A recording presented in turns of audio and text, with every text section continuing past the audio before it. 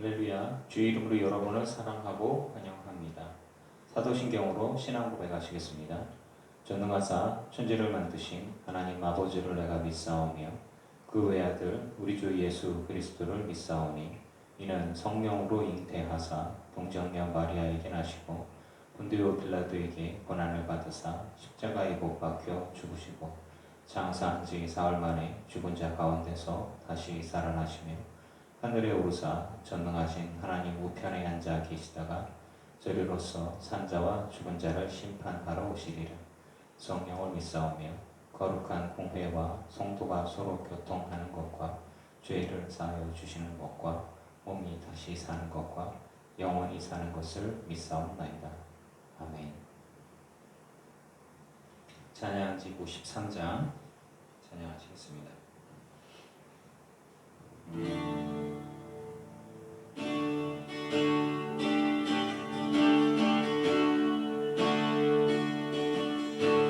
먼저 된 나라와 의를 구하라.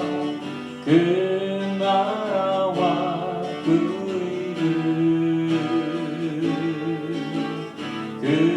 그리하면 이 모든 것을 너희에게 더하시리라.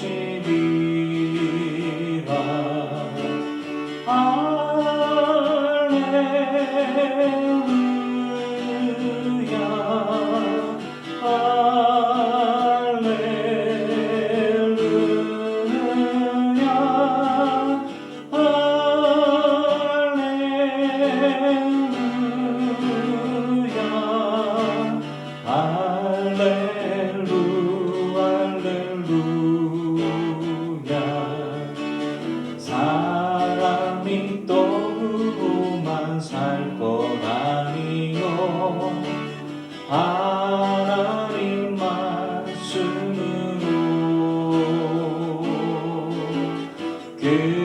그리하면 이 모든 것을 너희에게 더하시리라.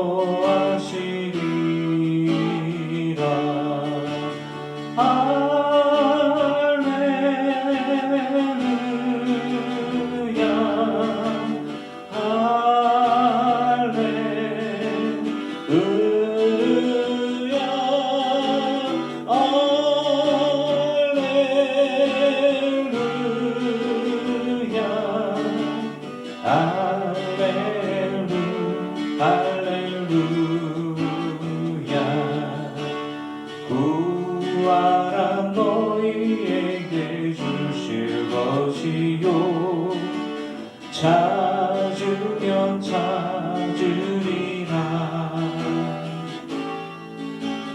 문 두드리면 열릴 것이라. 할렐루 할렐루야.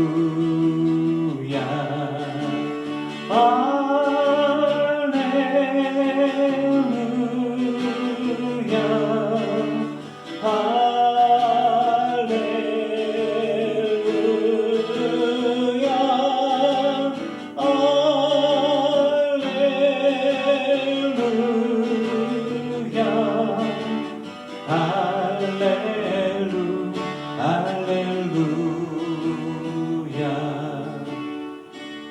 54장. 모든 일 위에 뛰어난 이름 예수는 주 예수는 주. 모든 무릎 꿇고 경배를 드리세. 예수는 만유의 주님 예수는 주 예수는 주. 온천 황합물을 걸어 그 거룩한 영광을 돌리세.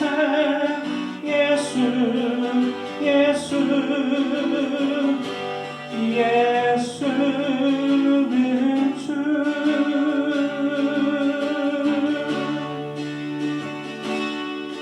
모든 이름 위에 뛰어난 이름 예수는 주 예수는 주 모든 무릎 꿇고 경배를 드리세 예수는 만유의 주님 예수는 주 예수는 주 온 천하 만물을 걸어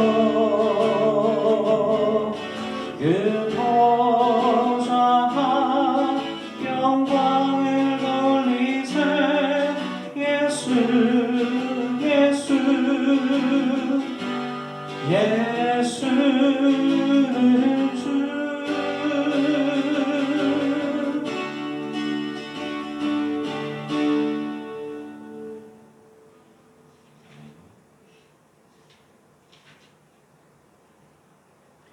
(57장) 선하신 목자 고백하겠습니다. 선하신 목자 날 사랑하는 분 주 인도하는 곳 따라가리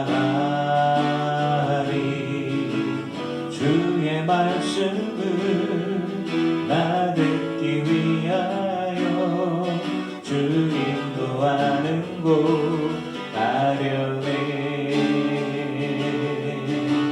선하신 목자 날 사랑하는 분 주 인도하는 곳 따라가리 주의 말씀을 나 듣기 위하여 주 인도하는 곳 가려네 나를 푸른 초장과 쉴만한 물가로 내 선하신 목자 나를 인도해 험한 산과 골짜기로 내가 다닐지라도 내 선하신 목자 날 인도해 나를 푸른 초장과 쉴만한 물가로 내 선하신 목자 날 인도해 험한 산과 골짜기로 내가 다닐지라도 내 선하신 목자 날 인도해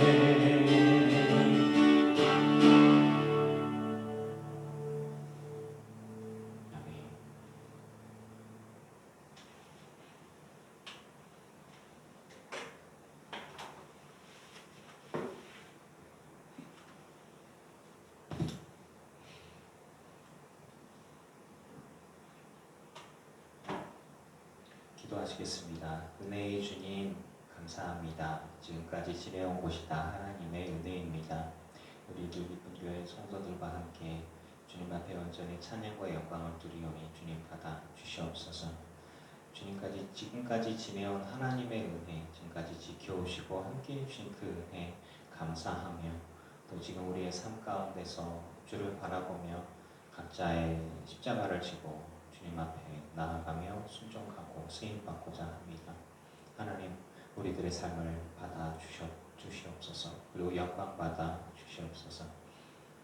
우리가 삶을 살아가면서 계속 회개하는 것은 유혹에 넘어지기도 하고 뒤를 돌아볼 때도 있고 또 죄를 지을 때도 있기 때문입니다.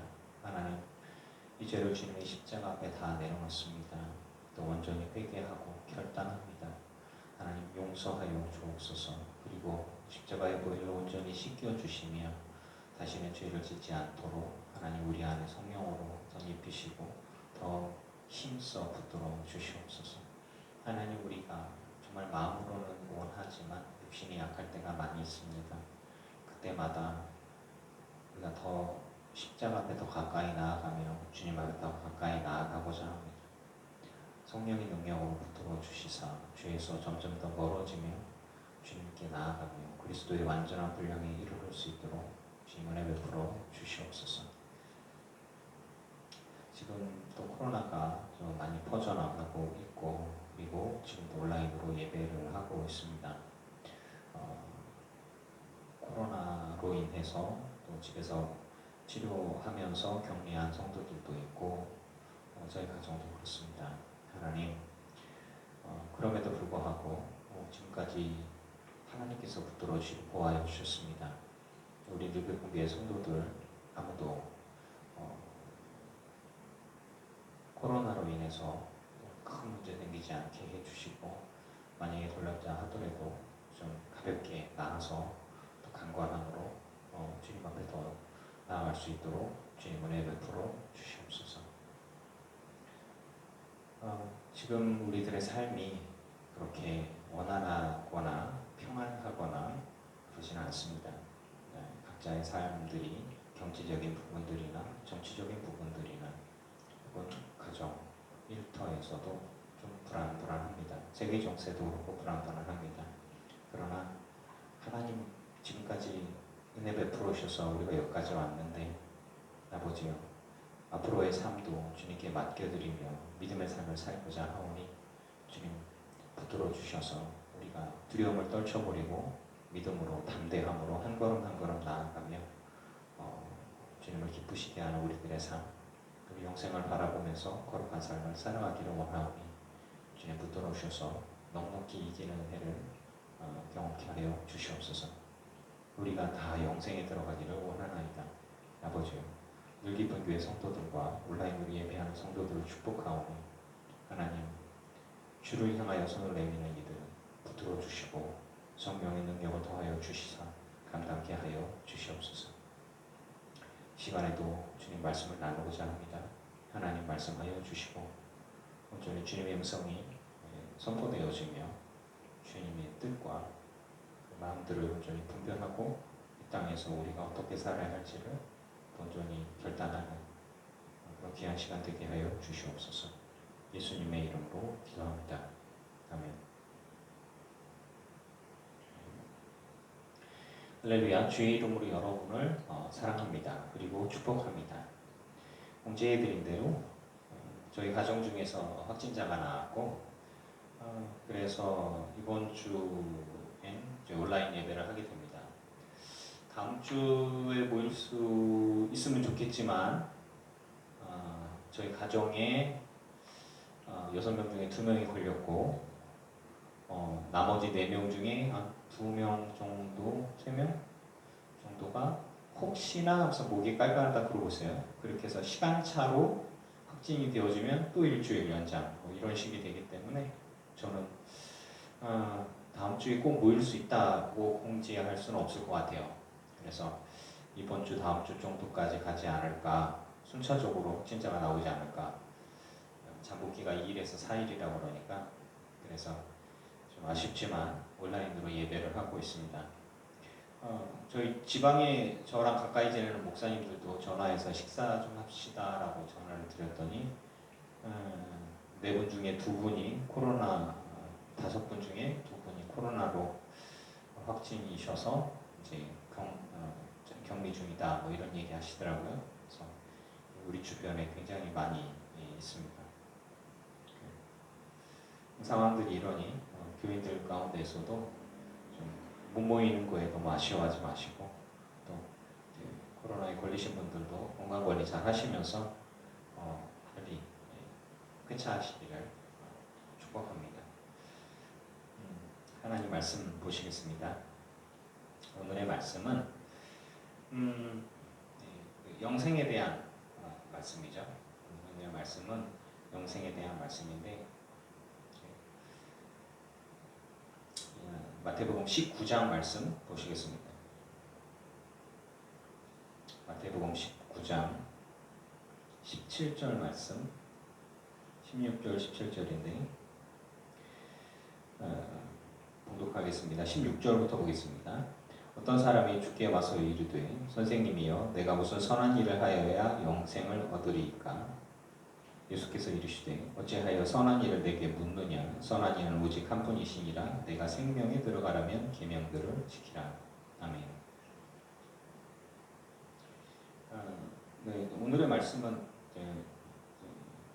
19장의 구원에 관한 말씀과 20장의 먼저 된 나중된 자로서 먼저 되고 먼저 된 자로서 나중되느니라, 이 말씀하고 같이 구원에 관한 이야기를 좀 나누고자 합니다. 어떤 사람이 주님께 나와서 어떻게 선한 일을 해야 영생을 얻겠습니까? 영생을 얻는다는 것의 주체가 누구냐라는 것에 있어서 내가 어떤 선한 일을 하면 내가 쟁취한다라는 뜻이에요. 내가 무슨 선한 일을 해야 영생을 내가 얻습니까?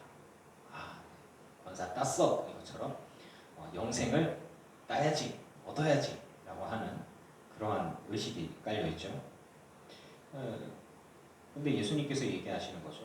아니, 선한 일을 왜 내게 묻느냐. 하나님만이 선하신 분이신데 내가 영생에 들어가려면 계명들을 지켜라. 이스라엘식으로 얘기하는 거예요. 예수님이 이제 이스라엘 사람들에게 너 영생에 들어가려면, 영생이 있는데 영생에 들어가려면 하나님께서 원하시는 하나님의 기준에 맞춘 그 은혜의 계명들을 지켜라. 근데 예수님께서 계명들을 지켜라 해서 진심으로 하시고자 하는 얘기는 무엇일까라는 얘기예요. 우리는 알고 있죠. 우리는 영생에 들어가면 예수를 믿으면 됩니다. 우린 영생에 들어가면 주 예수 그리스도를 믿고 십자가의 보혈을 믿고 그분 앞에 온전히 죄 사함 받고, 그리고 물과 성령으로 거듭나서 거룩한 사람이 되어지고, 그리고 십자가의 은혜로 이 땅 가운데 우리가 거룩한 삶을 살아가고, 그리고 하나님 아버지 앞에 섰을 때 주님께서 우리를 보시고 내가 너를 안다 그러면서 이제 들여보내시고 칭찬과 상급이 있을 것이고 영생으로 들어가는 것, 우리가 알고 있는 구원의 그 길이죠. 근데 여기서는 예수님께서 네가 나를 믿어라 라고 얘기하면은 그 사람이 못 알아들을 거 아니겠어요? 그러니까 이스라엘 청년의 자기가 충만하고 돈이 많은 이 청년에게 예수님이 얘기하는 거예요. 일단 순서대로 얘기하는 거죠. 계명들을 지켜라. 십계명은 하나님을 향한 계명과 사람을 향한 계명들이 있어요. 그런데 사람들은 그렇게 생각해요. 하나님을 향한 계명들만 지키면 하나님에게서 영생을 따내고 없기니, 이렇게 생각을 하거든요. 그래서 예수님은 십계명을 지켜라, 계명을 지켜라 라고 하지 않고 여기서 계명들을 지켜라인데, 그 계명 중에 뭐 청년이 얘기해요. 그럼 어떤 계명을 지키면, 무슨 쪽집게 가해처럼 어떤 것만 하면은 하나님께 영생에 들어갈 수가 있겠습니까? 그 비결이 뭡니까? 그래서 그래? 그럼 요것만 해봐. 뭐 이런 식으로 얘기하시는 거죠. 예수께서 이르시되 살인하지 말라. 나 외에 다른 신을 위하지 말라. 너를 위해 우상을 섬기지 말고 안식일을 기억하여 거룩히 지키라. 뭐 이렇게 하나님을 향한 계명들이 분명히 처음에 있어요. 그런데 그 부분들은 이미 그냥 지켜놨어요. 하나님을 향한 그 의무적인 계명들을 싹 제끼고 그 다음에 하는 얘기가, 예수님께서 영생에 들어가려면 당연히 하나님을 섬기고 사람들을 사랑하고, 그러니까 하나님을 사랑하고 사람들을 사랑하면 돼요. 두 가지. 근데 이것들에서 앞에 부분을 자르고 사람에 대한 얘기를 먼저 해요. 이 청년에게 무엇이 부족해요? 사람에 대한 생각, 개념들이 부족해요. 이 친구는 굉장히 이기적인 사람입니다. 그래서 예수님께서 그 친구가 갖고 있는, 이 젊은 청년이 갖고 있는, 친구는 이제 2000년 전 사람이니까 할아버지 아무튼 모시게 되겠죠. 근데 이분에게 청년이라 그랬으니까 이 청년에게 예수님께서 하신 얘기가 첫 번째, 살인하지 말라. 사람을 죽이면 안 돼. 가늠하지 말라. 똑바로 살아 좀. 도둑질하지 말라. 남의 거 뺏어오지 마. 이 도둑질은 여러 가지가 포함되어 있어요. 사업하다가 다른 사람 거 얻어오고 줄 돈 안 갚고 이런 거 다 도둑질이에요. 고지증언 하지 말라. 내 거 아닌 거 몰래 이렇게 주공겨놓고, 땅도 내 땅 아닌데 땅처럼 써먹는 거 이렇게 몰래 이렇게 해놓고, 안 받는데 받다고 얘기하는 것부터 해서 사업상 돈 벌기 위해서 하는 모든 거짓말들까지 다 포함되는 거죠. 내 부모를 공경하라. 하나님을 섬긴다 하면서 부모들을 내팽개치는 사람들은 똑같습니다. 내 이웃을 내 자신과 같이 사랑하라. 하나님을 향한 계명들이 있나요? 없어요. 사람을 향한 것들이에요. 사람과 이웃들과 가족들을 향한 그런 계명들이에요. 왜 이런 이야기를 하셨을까요? 이 사람에게 부족한 부분들이기 때문입니다. 예수님 보시기에 이 사람은 결격 사유가 많은 거예요. 굉장히 부족한 부분들이 많습니다. 왜? 굉장히 이기적인 거죠. 부자들을 폄훼할 만한 건 없지만 부자가 부자 되기 위해서는 남한테 줘야 될 돈 안 주면 자기가 부자가 된다고 얘기를 하더라고요. 경제학적으로도 봤을 때 사업주가 노동자들이 있고 노동자들에게 줘야 할 돈들을 많이 줄이면 그게 자기 거가 되는 거예요. 그럼에도 불구하고 부자가 되기 위해서는 좀 규모가 좀 커져야 되겠죠. 저는 여러분들에게 축복합니다. 못된 짓 안 하고서도 부자가 되기를 여러분들의 자녀들도 그렇고요. 어쨌든 이 청년들은 그런 부분들에 있어서 사람에 대한 부분들을 부족하게 있었던 것 같아요. 근데 청년이 얘기합니다. 이 모든 걸 내가 지켰습니다. 나는 부족함이 없는 것 같아요. 아직도 무엇이 부족합니까? 얘기를 하는 거예요. 예수님 보기에는 부족한 게 한참 많은데 자기 떳떳하다는 거죠. 예수님이 얘기하신 거예요. 네가 온전하고자 할진데 네가 본인 스스로 굉장히 의롭다 생각하는데 그거 아니거든? 요거 예수님이 얘기하시는 거예요. 그래서 네가 가진 소유를 좀 팔아라. 네가 갖고 있는 것들을 팔아. 여기서 우리가 얘기할 때 내 소유를 다 팔아서 네가 알그지가 돼가지고 그래서 가난한 사람들과 똑같이 되라. 이 공산주의 아니에요. 내 소유를 팔아. 이 사람이 얼마나 부자인지는 잘 모르겠어요. 분명히. 뭐 자기가 가진 게 100억인데 1000억인데 그중에 뭐 1억 정도만 팔라고 했는지 가진 돈이 1000만 원인데 한 10만 원 정도만 써서라도 이렇게 좀 가난한 자들에게 나와주나 그러셨는지 그건 잘 모르겠어요. 하지만 우리가 딱 생각했을 때 내 소유를 다 팔아서 너가 알거지가 되라. 성경이 그렇게 안 나와요. 네가 갖고 있는 것들 물론 초대교회에서는 하나님을 만나고 성령이 임하시고 난 다음에 사실은 갖고 있는 재산들이 의미가 없었어요. 그래서 교회 공동체에 다 드렸단 말이에요. 그 기준으로서 얘기하면은 도대체 누가 구원을 받을 수 있냐 이렇게 생각할 수 있겠지만 여기서는 예수님이 그나마 좀 유하게 얘기하신 것 같아요. 네가 갖고 있는 재산, 네 거 좀 팔어. 너만 위해서 쓰지 말고 주위에 가난한 사람들이 많잖냐. 여기서 가난한 경우는 어느 정도까지 가난하면 굶어 죽을지도 모르는 사람들이 있는데 꿈쩍 안 하는 경우도 이야기할 수 있는 거예요.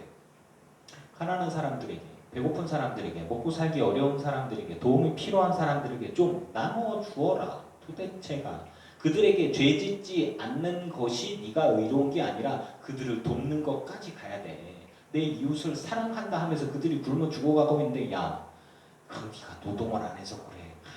네가 배운 게 없어서 그래. 네가 힘이 없어서 그래. 네가 그렇게 약하게 태어나서 그래. 네가 미련하게 태어나서 그래. 나는 내가 합당한 거 태어날 때부터 가진 게 많았고 너는 태어날 때부터 가진 게 없었고 나는 복을 많이 받았고 너는 복을 못 받았고 그러니 나는 나를 위해 살아가는 거고 내가 굳이 너를 도와줄 필요가 뭐가 있어. 이런 생각을 갖고 있다면 그건 하나님 생각이 아닌 거죠. 예수님은 그래서 이 친구가 갖고 있던 것들을 부수기 시작합니다. 네가 갖고 있는 것도 소유를 좀 팔어. 좀 갖고만 있지 말고 너만 위해 살지 말고 좀 이렇게 좀 베풀고 좀 살아 좀 얘기하시는 거죠. 그러면 하나님께서 네가 하는 행동들을 보고 이 친구가 경영인이었을지 몰라요. 이유 없이 뭐 재물을 나눠주거나 보화를 나눠주거나 먹고 살게 해주거나 뭐 사회복지인도 아니고 분명 예수님이 얘기하는 거죠. 좀 베풀어라, 나눠줘라. 그러면 하늘에서 보화가 내게 있으리라. 또 되돌려 받을 거 생각하지 말고 대로 이에는 이 눈에는 눈 내가 주는 대로 두가 교환이죠. 같은 값으로 이렇게 교환하는 거. 근데 되돌려 받을 길이 없는 사람들에게 선행을 좀 베풀어라. 너의 삶을 내가 보니 그런 게 전혀 없거든. 하나님이 보시기에 너를 이뻐할 만한 너의 삶의 모습이 전혀 없거든. 얘기했죠. 예수님은 우리들의 삶 전체를 보시는 그런 시각을 갖고 계시다고. 현재의 삶의 모습만 보시는 게 아니라 과거부터의 살아왔던 모든 삶이 다 파노라마처럼 보시는 예수님이시기 때문에 그 사람의 존재는 그 사람의 삶을 다 보시고 얘기하시는 거예요. 그래서 이 청년에게 하는 이야기가 예수님이 얘기하시는 거죠. 내 보니 넌 딴 사람한테 베풀고 살아온 게 없는 것 같은데 너 영생을 진짜 들어가고 싶어? 원래는 이런 얘기 하셔야 돼요. 나를 믿어라. 나를 따라라. 내가 구원이다. 내가 길이요 진리요 생명이니 나를 믿어라. 이제 들을 귀가 있는 자에게 그렇게 얘기를 하겠죠. 우리한테도 그런 얘기를 하겠죠. 그런데 이 친구는 그렇게 얘기하면 뭔 소리하고 튕겨 나갈 것 같으니까 예수님께서는 그나마 하신 얘기가 뭐냐면 계명? 그래. 사람에 대한 계명들을 지켜라. 그리고 난 다음에 하시는 얘기가 이제 부족한 게 있는데 좀 사람들에게 베풀고 살아, 나눠주고 살아, 구제하고 살아. 뭐 이제 이런 얘기죠. 그리고 와서 나를 따르라. 예수님이 얘기하는 거예요. 자, 너에게 중요한 게 뭐냐? 재물이냐? 그럼 그 재물을 좀 포기하는 작업. 다른 사람이 의미가 없냐? 아니야. 그들에게 의미가 있어. 네가 갖고 있는 것들을 좀 나눠. 그리고 나서 너 자신을 위한 삶이 아니라 이제는 너의 삶을 내게 맡기는 삶을 살아야 돼. 그래서 나를 따르라. 구원이 영생의 길이 진짜이냐? 그건 나를 믿으면 돼. 나를 따르면 돼. 자기를 부인하고 자기 십자가 가지고 나를 따르는 자여야 되는 거야. 거기에는 우리가 알고 있는 우리가 성령으로 거듭나야 하고 거듭난 삶을 살아가야 하고 주님을 위해 삶을 드리고 주님과 동행하는 삶을 살아가고 성령의 삶을 살아가고 성령의 인치심을 받고 뭐지 이런 것들이 쭉 뒤에 이게 숨어 있지만 아무튼 이 청년 유대인 청년에게는 그런 것들이 필요한 것이죠. 근데 이 청년이 재물이 많음으로 이 말씀을 듣고 근심하며 가니라. 저는 열심히 해봤어요. 네 소유를 다 팔아서 네가 가난한 자들과 똑같이 되어서 그들에게 나눠주라. 그들과 같이 되어 그런 게 아니라 그냥 나눠주라 그랬어요. 뭘 좀 팔어. 좀 나눠줘.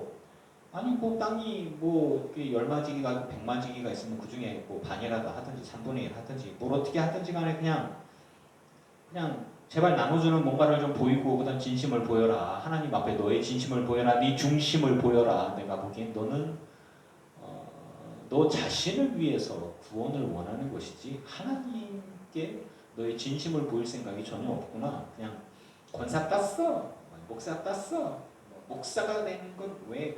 내가 잘 먹고 잘 살려고 내가 목사가 됐지. 뭐 이런 그런 질문과 대답과 똑같은 것 같은 거예요. 청년이 재물이 많음으로, 가진 게 많음으로 그 말씀을 듣고 근심하며 가니라.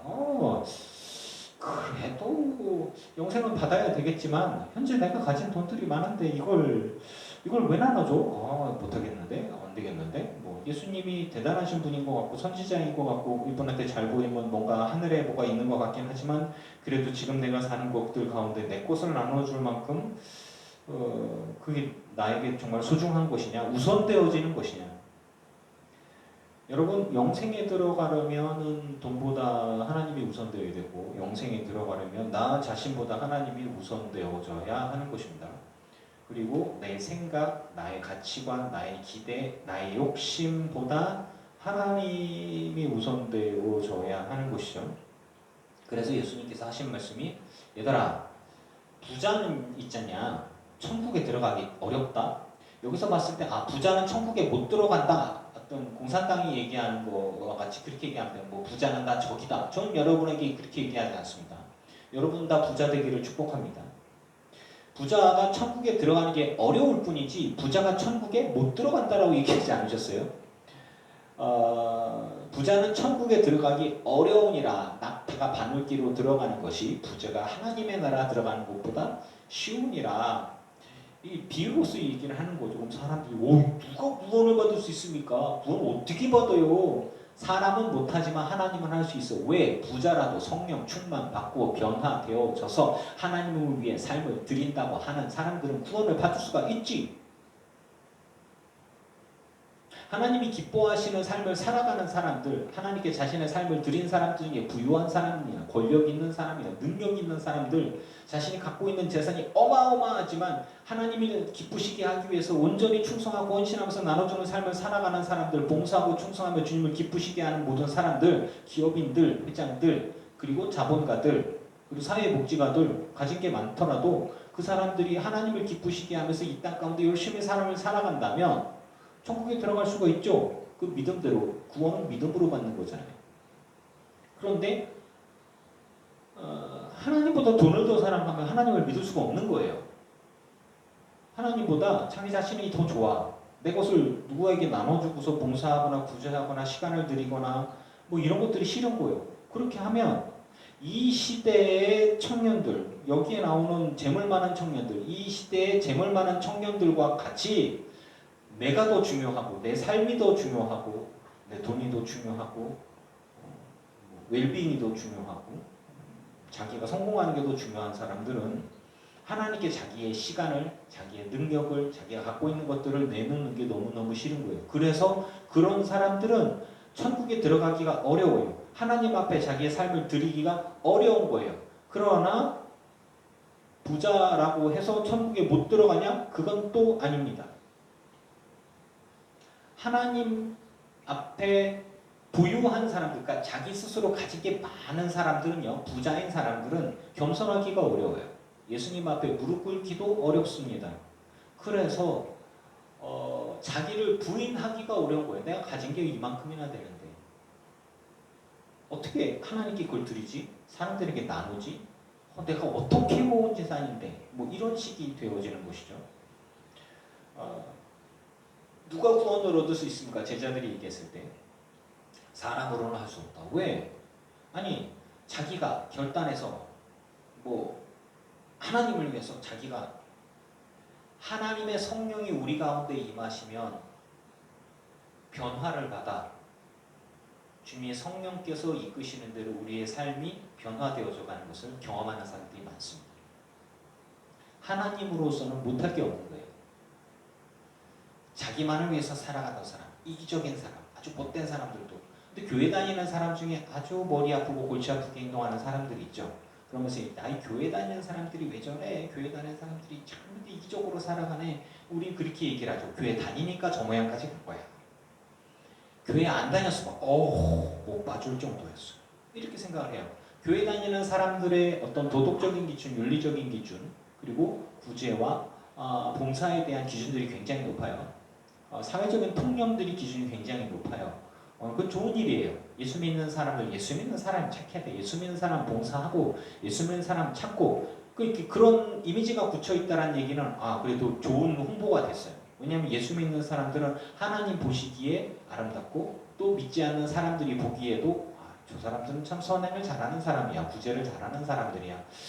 저 사람은 어떻게 저렇게 하지? 나는 그렇게 하기 싫지만 저 사람들은 대단히 박수. 나는 못하지만 니는 똑바로 해라. 뭐 이제 이런 이야기도 좀 하겠죠.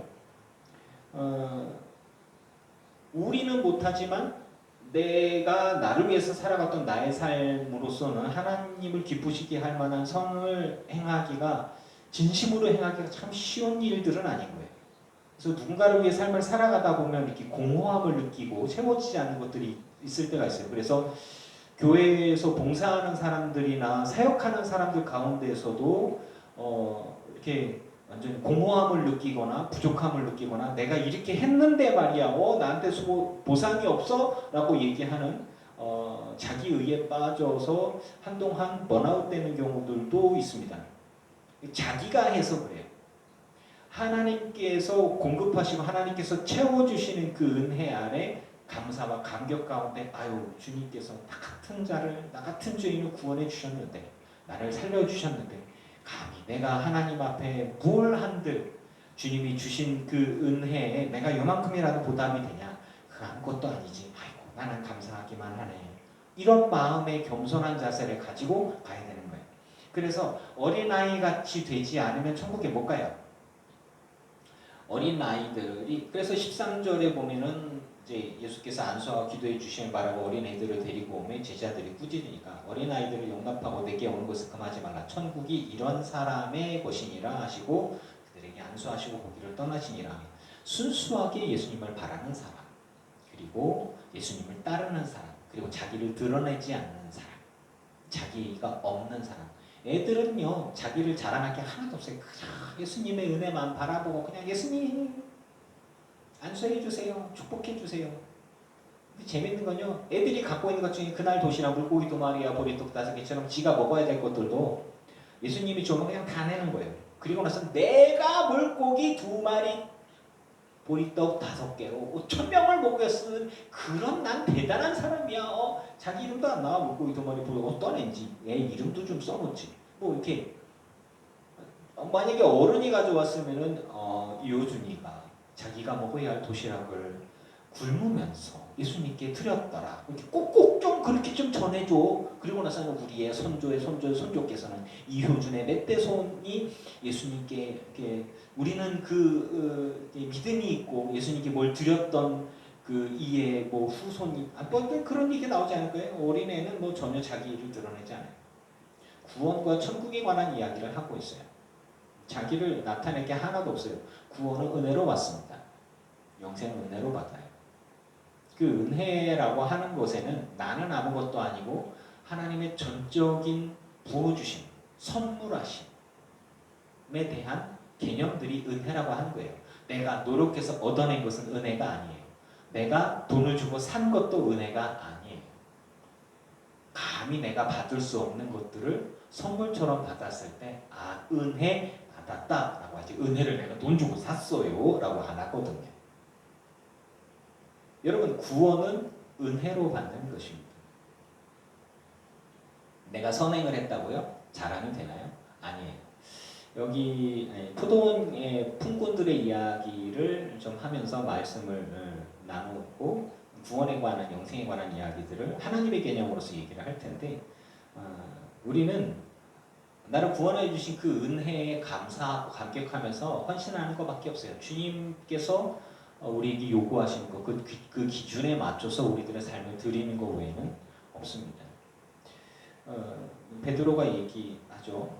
우리가 모든 것을 버리고 주를 따랐는데요. 우리가 무엇을 얻겠습니까? 네. 예수님께서 하신 얘기가 너희가 이 땅에서 잘 되고 부자 되고 문제도 없고 고통당하지도 않으면서 높은 자리에 앉으면서 에헴 하면서 살게 되지는 않을 거야 라는 얘기죠. 세상이 새롭게 되어 자기 영광의 보좌에 인자가 자기 영광의 보좌에 앉을 때 아마 한참 시간이 지나야 되지 않을까요?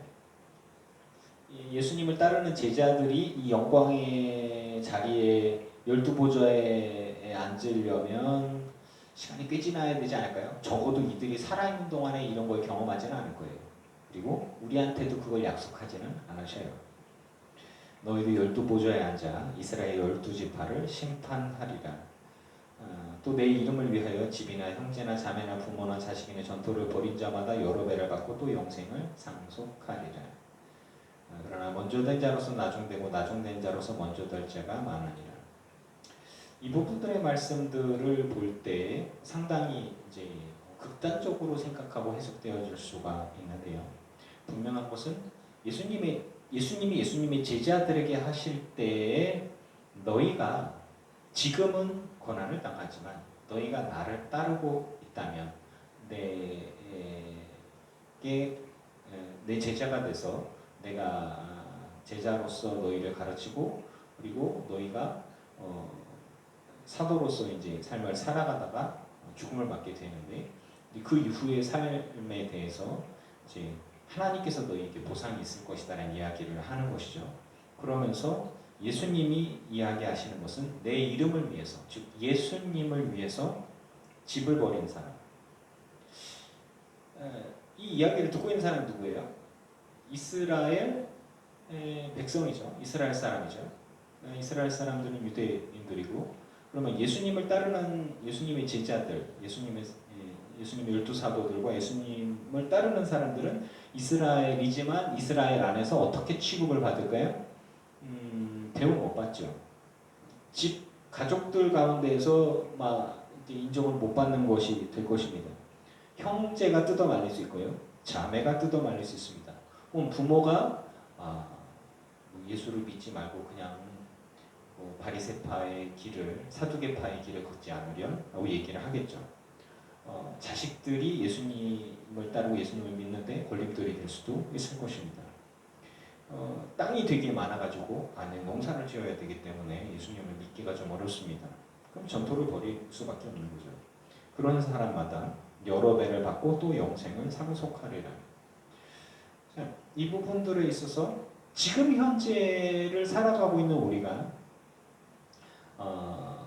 이제 뭐 좀 극단적으로 해석을 해서 제가 목사예요. 제가 하나님을 위해서 저희 부모도 신경 안 쓰고요. 저희 자식들도 제가 신경 안 쓰고요. 뭐 제가 가진 재산이 많지만 없어요 사실. 뭐 그것도 다 신경 안 쓰고 오직 주님만을 위해서 다 버렸다. 그리고 삶을 그냥 온전히 그냥 목회에만 올인을 했다. 그러다가 자식들이 막 잘못되고 부모가 뭐 어떻게 되는지도 모르고 잘못되고 뭐 내 아내가 막 잘못되고 엄청 고생하고 막 그렇게 돼도 나만 천국에 가면 된다. 라고 생각하지 않습니다. 이거는 그 예전에 그 우리 선배 목사님들이 그렇게 설교를 하셨던 것 같기는 해요. 영생에 들어가려면, 영생에 상속하려면 자식이나 부모나 다 버리고 오직 주를 위해서 이렇게 들어가야 돼. 굉장히 자기의 어떤 이기적인 욕심과 욕망을 위해서 아내와 자식들을 완전히 지옥으로 이렇게 던져놓는 얼마나 고생하겠어요. 남편이 아무것도 안 하면 부인이 엄청 고생하겠죠. 아이들도 얼마나 상처가 심하겠습니까. 우리 아버지 예수에 미쳐가지고 아버지가 목사지만 난 예수 안 믿어. 진짜 이렇게 자식도 돌보지 않고 나한테 해준 게 뭐가 있어. 뭐 이렇게 되어진다면 그거는 하나님이 정말 기뻐하시는 일일까? 자기만을 위해서 그 자식과 부모를 아내를 희생시켰다면 그 사람이 하나님 나라에 가서 칭찬과 상급을 받을 수 있을까? 하나님은 사랑이신데 안 맞잖아요. 맞지 않아요. 제가 알고 있는 하나님은 온전히 사랑이십니다. 그리고 정말 하나님의 뜻이 무엇인지를 우리가 분별할 수 있으면 좋겠어요. 이 부분들을 예수님의 이름을 위해서 이스라엘 사람이지만 자기의 집과 가문이 있지만 집에서 형제나 자매나 부모나 자식이 예수님을 따르는데 예수님을 위해서 내 삶을 드리고 주님과 동행하는 삶을 살아가는데 방해가 되어졌을 때 우선순위가 하나님보다 그들이 우선되어진다면 예수님보다 이제 그들이 우선되어지면 그들 때문에 예수를 못 믿는 거죠. 그들 때문에 예수님께서 원하시는 삶을 살아가지 못한다면 그거는 영생에 합당한 자가 아니라는 거죠. 그것들을 넘어서야 하는 거죠. 포기하라는 얘기가 아니에요. 하나님을 우선되어지는 삶, 하나님이 예수 그리스도가 우선되어지는 삶이 어떤 것이냐? 주를 믿고 주님과 동행하면서 그러면서도 내게 주위에 있는 사람들을 온전히 사랑하고 베푸는 사람이죠. 예수님께서 말씀하잖아요. 너 이 소유를 팔아 가난한 자에게 나눠주라고 얘기를 했는데 너 소유를 팔아서 가난한 자에게 나눠주지만 자식에겐 절대 주지 마라. 부모님한테도 절대 주지 마라. 너 가난한 자들한테만 나눠줘야 돼. 부모를 나몰라라 해야 되고 자식한테도 그런 거 하면 안 돼. 그리고 와이프가 네 부인이 고생하라든 넌 전혀 상관하지 마. 예수님이 그렇게 얘기하셨을 것 같지는 않아요. 하나님의 마음이 뭐예요? 사랑이잖아요. 우리에게 요구하시는 것은 우선순위가 뭐냐는 거예요. 너 정말 영생에 들어가라는데 너 하나님을 정말 사랑해? 그러면 너만을 위해서 하나님을 사랑한다고 구원을 얻겠다고 너 굉장히 이기적으로 살았는데 네 가진 것들을 갖고 가난한 사람들에게 좀 나눠주고 예수를 믿어라. 예수를 따르라는 거예요. 예수님을. 그러면서 하는 이야기가 너 진짜 영생에 들어가려고 한다면 그렇다면 너 예수님을 믿으려고 하는데 예수님을 따르려고 하는데 예수님 때문에 뭐 형제나 부모나 자매나 이렇게 예수님 믿는데 방해가 되어주고 걸림돌이 이제 그들이 막 바짓끄댕이 붙잡으면서 네가 바리새파인데 어떻게 그렇게 예수를 믿을 수가 있어? 안 돼. 네가 땅이 얼마나 많아 아버지가 가진 땅이 얼마나 많고 너 농사 지어야 되는데 어떻게 예수를 믿냐 뭐지 이런 것들이죠. 그러면 결국에는 그런 모든 것들은 뒤로 하고 그들의 방해에도 불구하고 예수님을 믿고 예수님과 동행하는 삶을 살아야 되지 않겠습니까?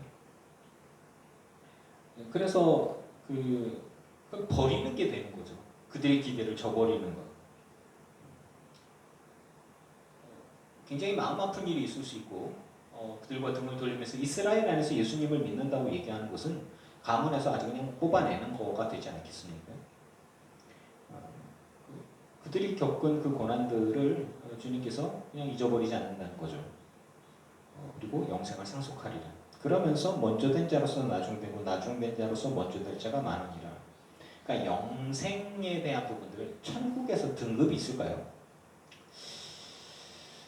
천국에 무슨 등급이 있을까요?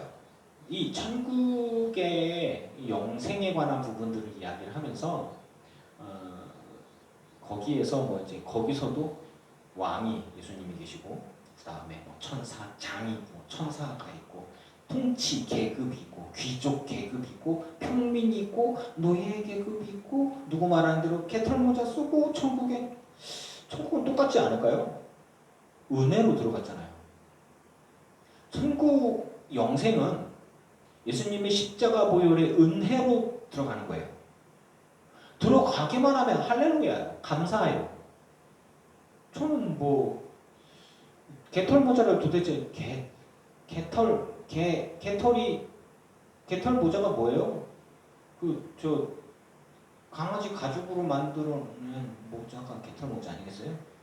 근데 그러면서도 얘기하는 게 이제 개털이라는 뜻이 뭐냐면 아유 돈 많이 벌었어? 아니야 나 개털이야 개털 망했어 이런 거 할 때 개털 아니겠어요? 근데 그런 의미로 얘기한 것 같아요. 이제 천국에 개털 모자 쓰고 제 머릿속에 아주 그게 박혀 있거든요. 성경에는 안 나오는 얘기예요. 그러니까 지금부터 하는 얘기는 오늘 20장 초반에 나오는 포도원의 품꾼들의 이야기와 해서 말씀을 드린 거예요.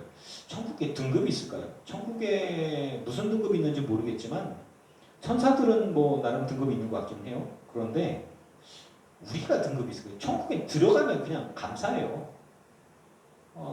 거기서 예수님이 말고 애행하고 돌아다닐 것 같지도 않고 그리고 예수님이 12 사도들이나 사도들이 아니었던 사람들이나 이렇게 등급을 나눠서 막 사도들이 어깨에 힘주면서 다닐 것 같지도 않아요. 물론 여기서는 이렇게 심판하리라 지파를 심판하리라 이런 얘기도 나오긴 하지만 우리 들어가게 하면 감사한 거 아니겠어요? 그런 개념으로 바라봤을 때 그러면 우리가 일찍 예수를 믿어서 주님과 동행하면서 주님께 막 삶을 다 드리다가 죽어서 막 주님께 제가 목사로서 평생을 살았습니다. 막 40년 목회하고 막 너무너무 힘든 시간이었는데 받은 게 더 많지만 그냥 주님께 감사하면서 살다가 제가 100세 장수에서 살았다고 진짜 오래 살고 싶어서 그런지 하여튼 그렇게 살다가 주님 앞에 충성하다가 막 헌신하다가 그러다가 물론 또 제가 존경하는 선교사님들은 선교지에 가고 또 오히려 선교사님들 만나보면 그래요. 선교지에 있으신 분들은 정말 자기 편하게 사역하고 계시기 때문에 국내 목회 머리 아파갖고 나는 그냥 대한민국 목회 어떻게 하나 몰라 난 선교지가 편해 이런 거죠. 결국 보면은 저는 선교사를 보면서 막 경외의 눈초리를 선교지 그 힘든 데서 어떻게 사세요? 아니요 그렇잖아요 그냥 살아만 있으면 돼. 그분들은 그렇게 얘기를 하고요. 저는 저대로 이제 저는 선교사님들을 대단하게 보고 선교사님들은 저를 대단하게 보는지 어쩐지 모르겠지만 아무튼 그렇더라고요. 그래서 여러분들은 저를 어떻게 목사님의 삶을 사는 목사가 정말 사는지 꼭 그렇지도 않아요 여러분. 이제 저는 이렇게 얘기를 하고 싶고요. 어쨌거나 우리가 하나님 앞에 삶을 드리고 주님과 동행하는 삶을 살아갈 때 그것이 희생입니까? 묻고 싶어요. 예수를 만나고 예수님과 함께하는 삶은 은혜입니다. 주님과 함께하는 행복한 삶이에요. 내가 그냥 억지로 어쩔 수 없어서 무서워서 귀신 섬기는 사람들은 억지로 하는 것 같긴 하더라고요. 네, 안 그러면 신병에 걸려갖고 벗어 진짜 내가 죽을 것 같대. 그래갖고 내 제사를 안 지내면 작두를 안 되면 너를 내가 정말 죽을 때까지 이기지는 못하겠지만 그 신병이 너를 괴롭혀서 네가 거의 미칠 지경까지 이렇게 해줄 거야. 그러면 작두를 타야 안 아프구나. 그럼 작두 탈게. 이런 거잖아요. 귀신이 그 사람을 딱 붙잡아가지고 괴롭혀서 아프게 해갖고 그렇게 해서 귀신을 섬기게 만들고 새벽마다 꼭 제사를 지내게 하고 이제 그런 거죠. 우리 하나님 그런 하나님 아니에요. 여러분 예수님 믿으면서 희생과 헌신으로 괴로워하면서 아니에요. 행복한 삶이에요. 감사한 삶이에요. 감격에 겨운 삶이에요. 우리가 평생의 삶을 살아가면서 주님의 은혜를 입으면서 전 주님과 동행하는 삶을 살아간다고 생각해요. 그래서 어렸을 때 주님을 만나고 제가 주님과 동행하는 삶에서 주님에게 도움을 받았으면 받았지 내가 헌금한 게 얼마나 되겠어요? 내가 뭐 주님 앞에 충성한 게 얼마나 되겠어요? 제가 목사가 되고 주님과 동행하면서 목회를 하면서 막 힘들고 어렵지만 그닥 그렇지 않습니다, 여러분. 네, 지금 말씀드리지만 저 행복하게 살아가고 있어요. 여러분에게 제가 뭔가를 해드린다고요? 그렇지 않아요. 여러분이 저를 더 사랑해 주세요. 나는 행복합니다. 하나님이 나와 함께 하셔서 행복하고요. 여러분들이 저와 함께 하시고 사랑해 주셔서 행복해요. 오히려 이게 이호준 목사 백돼지가 불렀나, 이게 사랑을 베풀 줄 모르고 받기만 해서 어떡하지, 뭐 이런 생각들을 저는 하고 있어요. 목사들 중에서 받을 줄만 하고 베풀 줄 모르면 주님 앞에 갔을 때 그 배 두들겨 맞을 수도 모릅니다. 저 그렇게 생각합니다. 우리가 주를 믿고 주님과 동행하는 삶, 그리고 주님께 내 삶을 드리고 헌신하는 삶은 주님이 우리에게 은혜를 주셔서 영생을 주시고 약속해 주시고 우리가 막 영생을 딴 게 아니라 영생을 선물로 받은 거에 비하면 내가 무엇을 하든지 간에, 제가 헌금을 뭐 1,000만 원 하든지 간에 100억을 하든지 간에 그거 돈 주고 살 수 있는 거겠어요? 영생의 삶은? 살 수가 없어요. 내 평생을 기도하며 살았든 평생을 모하며 살았든 하나님께서 주신 영생의 은혜에 비하면 이만큼이에요. 도토리 키재기라고 아시죠?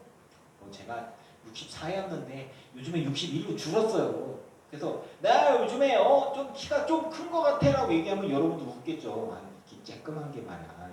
제가 이게 아유 저 쬐끄만 게 니도 작거든. 이게 고만고만해요. 고만고만해. 근데 가만히 보면 하나님의 시각에서 봤을 때 저희 아들내미가 이제 80 다가와쳐요. 78이나 80이나 뭐 75나 이렇게 되죠. 제가 이제 제 아내도 70이니까 여보 이렇게 봤지만 사실 키 요만큼 차이잖아요. 10cm만큼. 요만큼이 크기는 커. 이렇게 끌어안아 보니까 이렇게 보고 난 이렇게 보니까. 네. 하지만 하나님 보시기에는 180이든 2m든 커봐야 왜 차이지 뭘. 우리들의 삶은 하나님께 얼마나 들었어요? 얼마나 헌신했어요? 별 차이 아니에요. 영생을 주신 거에 감사한 겁니다. 포도원 품꾼을 얘기해 볼게요. 천국은 어떤 거냐? 품꾼으로도 포도원에 들어보내려고 이른 아침에 나간 집주인 것 같다. 하나님이 우리를 구원하시려고 복음의 메시지를, 예수님을 보냈어요. 그런데 아침에 일찍 나가 보니까 뭐 제 3시는 오전 9시에요. 9시쯤 나가 보니까 사람들이 있어요. 들어와라. 포도원에 가서 일해라. 그러면 내가 한 데나리온을 줄게. 하루 일한 품삯을 줄게. 구원의 그 은혜를 줄게. 선물을 줄게. 영생을 줄게. 하는 거예요. 그래서 저처럼 혹은 여러분들처럼, 저도 모태신앙인 것 같긴 하지만 아주 그냥 태어날 때부터 예수님을 믿고 주님과 동행하면서 주님께 삶을 드리고 주님과 동행하면서 막 그냥 십자가 지는 삶을 살아가고 막 은혜도 받았지만 아무튼 그냥 주님께 삶을 다 드렸어요. 그러고 난 다음에 그냥 이제 내 삶이 끝났구나. 주님 감사합니다. 그러고서 이제 천국에 딱 이제 휴즈나 잘했다. 그리고 천국에 들어갔어요. 뭐 12시쯤 뭐 인생의 9시, 12시, 뭐 3시 뭐 그렇게 따지면은 인생의 한 중반쯤 지나갔을 때 점심때쯤 돼갖고 예수님이 또 가보니까 사람들이 이러는 거예요. 뭐하냐? 뭐 부르는 사람이 없는데요? 그래 너희 포도원에 가라. 어렸을 때부터 예수를 믿은 게 아니라 젊었을 때 청년 때 예수님을 만나고 나서 아이고 늦게라도 예수님을 만났네. 주를 위해 살아야지. 주님과 동행하는 삶을 살아가요. 그렇게 하다가 장년이 되어졌을 때 예수님 만나고 노년이 되어졌을 때 어느 순간에는 강도처럼 이렇게 숨이 꼴깍꼴깍 넘어갈 때 죽을 때쯤에 이제 예수님을 만나고 영접하는 사람들도 있단 말이죠. 뭐 어쨌든 예수님을 믿고 구원받으면 영생에 들어가는 거잖아요. 영생은 자기의 노력이나 자기가 뿌린 거대로 뭐 하는 거예요. 물론 그 하나님께서 우리에게 예수님을 믿고 주님과 동행하는 사람들, 하나님의 복을 받는 사람, 천대의 복을 누리는 겁니다. 사실은 우리가 예수님 믿는 거는요, 희생이 아니에요. 복이에요, 여러분. 여러분이 예수님 믿고 여러분이 예수님과 동행하는 삶을 살면 여러분이 주님의 은혜를 입잖아요. 주님이 여러분을 이뻐하잖아요. 여러분 후대에 천대의 복을 누리게 되는 것입니다. 예수님 믿는 게 희생이에요? 굉장한 착각이에요. 여러분이 예수님 믿고 여러분이 예수님과 동행하는 삶을 살아가는 것은 은혜예요. 복이에요. 받은 게 더 많아요. 우리가 주님께 충성하고 헌신하고 난 다음에 천국에 가잖아요. 막 상급을 받잖아요. 그러면 상급은 사실은 우리 주님께 우리가 뭘 바리바리 싸져가서 주님께 드려야 돼. 아이고 주님 감사합니다. 제가 그동안 삶을 살아가면서 주님 은혜를 너무 많이 받았네. 덕을 너무 많이 받았어. 아이고 이 은혜를 어떻게 뭘로 갚죠? 갚을 게 없죠. 그러니까 우리 겸손할 수밖에 없는 거예요. 주님과 동행하는 삶을 살아가는 사람들이 정말 그 은혜를 입은 사람들은요. 으쓱할 게 없어요. 뭘 으쓱해요. 주님이 주신 은혜가 더 큰데 주님이 사랑해 주신 게 더 크고 더 많은데 감사할 것밖에 없는 거예요.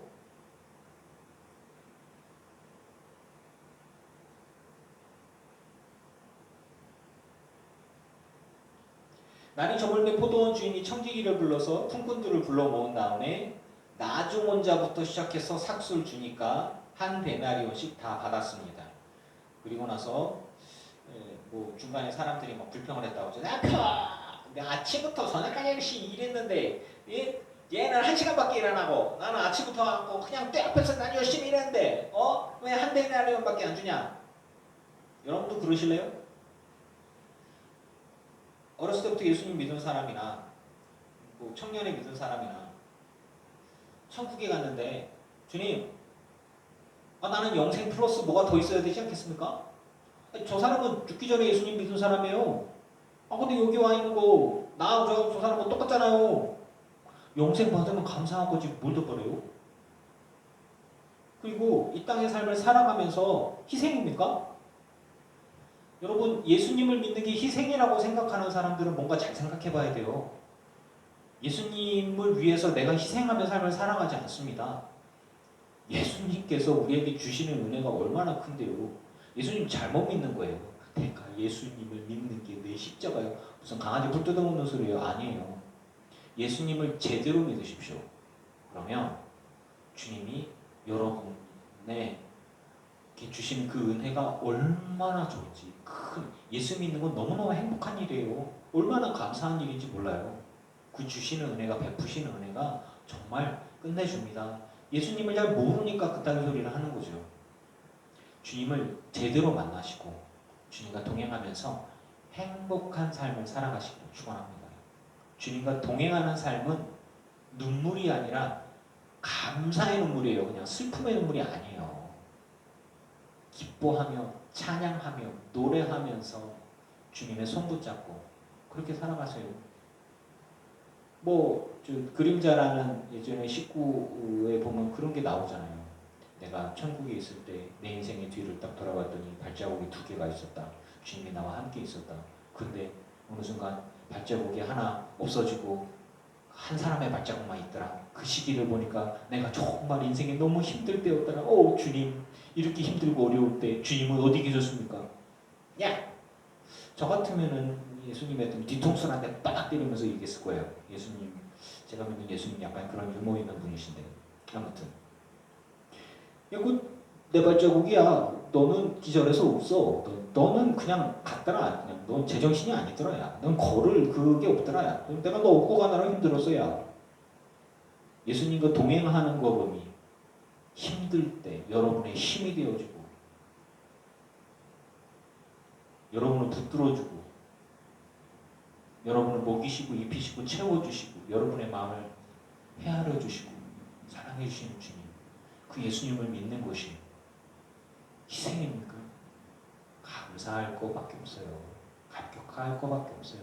죄 많은 나를 구원해 주시려고 십자가 지셨고 그리고 나와 동행해 주시고 주신 은혜밖에 없는데 당연히 헌신하고 충성하는 거죠. 그런데 상급까지 주시잖아요. 이게 영생이라고 저는 생각합니다. 그래서 나중된 자로서 먼저 되고 먼저 된 자로서 나중된 자, 이 이야기가 이런 거예요. 즉 가만히 생각해보면 나중된 자로서 먼저 되고 먼저 된 자로서 나중되리라. 그럼 예수님을 따르던 사람들이 나중에 구원받고 우리가 먼저 구원받는다. 뭐 이런 개념이 아니에요. 헌신에 대한 개념, 충성에 대한 개념들이에요. 그냥 이거를 가만히 생각해보면 한 달란트 받기로 약속하면서 다 나눠주는 거잖아요. 우리가 천국에 들어가는 것은 그냥 감격입니다. 여러분, 저와 여러분이 다 천국의 백성이 되어주기를 축원합니다.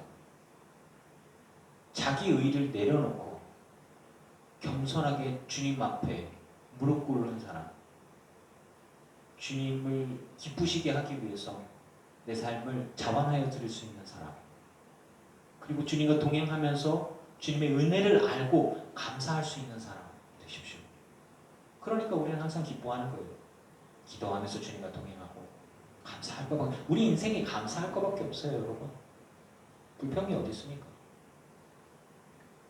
영생을 소유한 이들이요, 항상 기뻐하십시오, 기도하십시오, 감사하십시오, 주 예수 그리스도와 동행하십시오. 그것이 하나님의 뜻입니다. 기도하시겠습니다. 아버지 하나님, 어린아이들과 같이 정말 주님 앞에 겸손할 수 있기를 원합니다. 그리고 주님을 바라보기를 원합니다. 주님을 믿는데, 주님을 따르는데, 주님과 동행하는데 방해가 되고 막아서는 그 어떤 것들도 다 이뤄낼 수 있기를 원합니다. 이기적인 내가 있다면 회개합니다. 주님보다 돈을 더 사랑했다면 회개합니다. 주님보다 더 앞서 살아간 것이 있었다면 회개합니다. 내가 할 수 없으니 주의 성령이시여 나를 붙들어 주시사 감당케 하여 주시옵소서.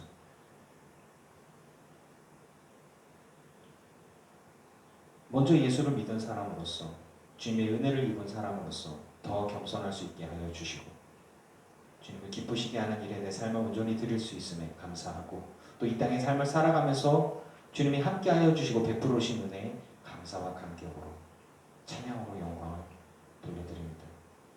우리가 그런 마음과 그런 생각을 가지고 주님을 섬기고 주님과 동행하며 영생을 바라보고 소유하는 믿을 기쁜 교회 성도들과 온라인으로 예배하는 성도들이 되게 하여 주시옵소서.